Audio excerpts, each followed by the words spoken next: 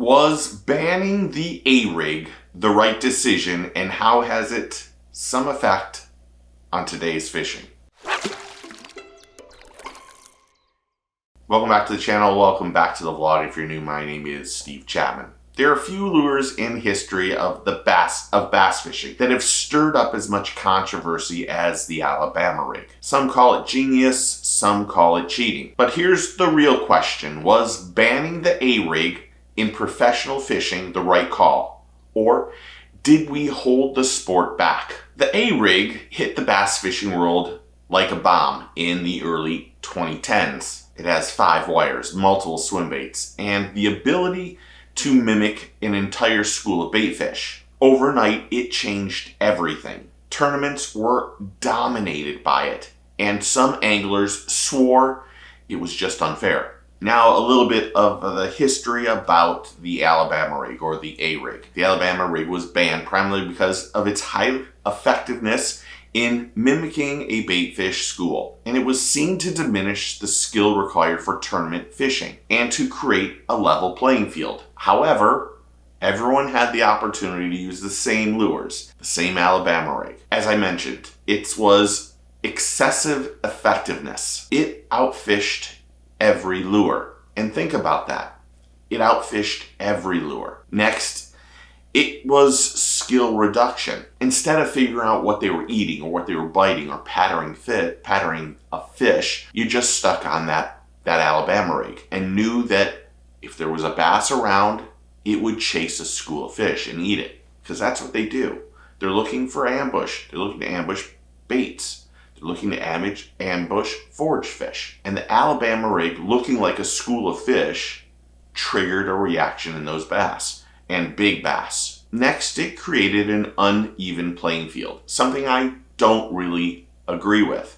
I think if everyone has the opportunity to use the same lure, the same technology, the same baits, the same everything, and you can purchase those things, and you're not, then you're not adapting to what's going on. Adaptability in the fishing industry as a professional angler is something that is taken advantage of it by a lot of people. But uneven playing field, I'm not sure that's key. Next, the multi-lure concern was a big thing, because how many hooks were in question that were in the water? And some states rewrote their laws just because of the Alabama rig. Now, some will say that the Alabama rig hurt fan engagement.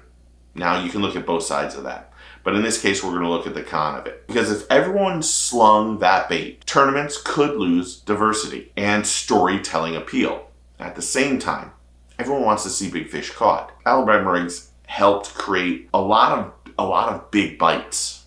But we're looking at the cons right now. And lastly, it was a fairness to sponsors in the industry. The Alabama rig hurt hundreds of companies that were putting in money into the bass industry, spending money with sponsors, doing what they had to do to market their lures. And when one lure comes out and literally dominates everything, those other companies suffer.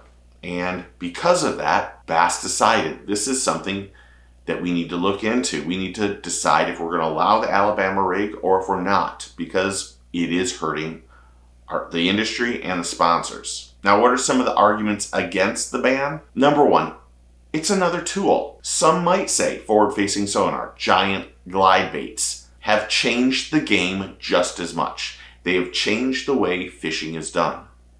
But we still allow forward-facing sonar in most tournaments, and we allow those big glide baits. Next, skill still matters. Just because you can throw a certain bait all the time doesn't mean that they're going to bite it or that you're in the right spot. Like I said earlier, fans also love big bites, and the Alabama rig produced big bites. We had a couple seasons there in that time when anglers were using it, we just heard nonstop big fish being caught. And I think that selective bans feel inconsistent. I think that if you're going to do it for one, you have to do it for all. And the reason why I wanted to do this video is because you can put forward-facing sonar in this same exact category.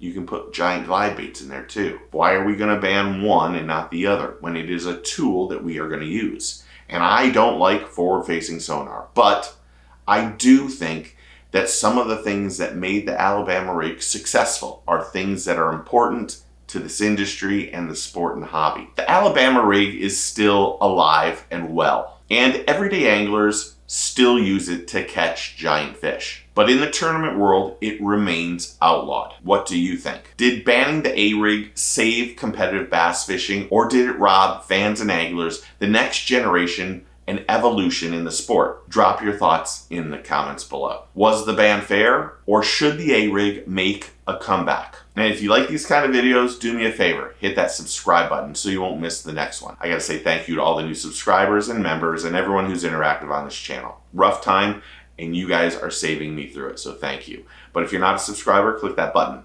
Also click that bell so you know when the next video drops.